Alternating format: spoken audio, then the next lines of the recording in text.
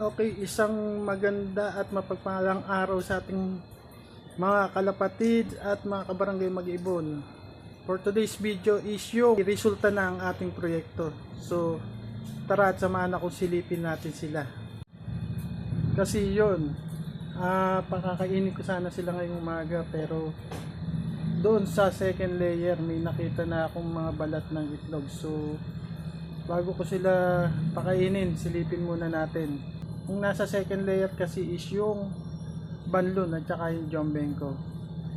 Sila naman kasi yung unang ng itlog, kaya sila yung expected na unang mapipisa ang mga itlog. So tara, samahan nyo ako.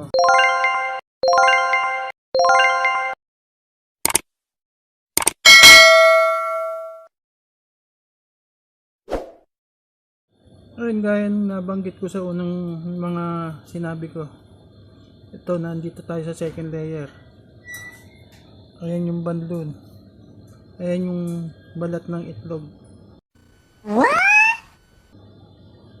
Ayan. Ngayon sisilipin natin yung talagang may napisa na. Tignan natin yung paso nila. Yan, upon checking sa paso nila. Ayan, meron na nga. Ayun, gumagalaw-galaw na. Yan. Yan, buti sumakto yung kinuha nating sing-sing sa MMFC na SDR ring Combined MacArthur. So, bilang lang tayong mga ilang araw at isusuot na natin tong mga sing-sing na to kasi may inner siya, kaya maagang isinusuot yung mga sing-sing sa mga inakay. Yan, abangan nyo ang pagsusuot natin itong mga sing-sing na to. At sana magkaroon din ng resulta o progreso sa loop na ating liliparan ng mga pagliliparan ng mga YB na susuotan natin ito. Yan.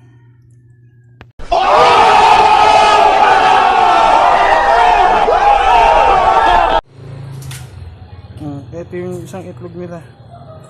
Di malino dito sa camera pero may crack na rin. Yan. So dito sa pair na to, tagumpay yung ating proyekto. Ayan ang progresong malinaw. Napisa na yung itlog. Ngayon, at dahil pisa na nga yung ibang itlog at may mapipisa pa, nagready na rin tayo ng powder mix na para sa mga inakay na napisa at mapipisa pa. Ayan, tatlong kulay, puti, pink at saka brown. Yan, supplement ng mga inakay yan. Ayan yung beans na third tugigaraw. So sa mga susunod na araw, yung itlog naman nila ang i-expect natin. Tuloy nga kung mapipisa na nga. Ayan. Ayan yung O5 tapang. Yung itlog nila ang susunod at expect nating mapipisa na rin. Ayan. Dito ba? Yung paris niya. Instant third place ng Tugigaraw sa MMFC. Limutan ko kung anong taon. Yan, dahil may napisa na sa ating proyekto at nagresulta na ang ating proyekto 2026 is sa mga susunod na araw babaguhin na natin ang ating pinatutuka sa kanila. Lalagyan na natin sila ng mga soft food para pagsubo nila sa kanilang mga inakay hindi mabigla. Yan.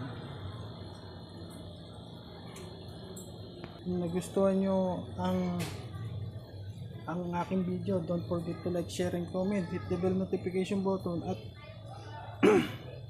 mag-subscribe at mag-views ka na rin para kompleto ang tunin mo sa aking channel. Yan.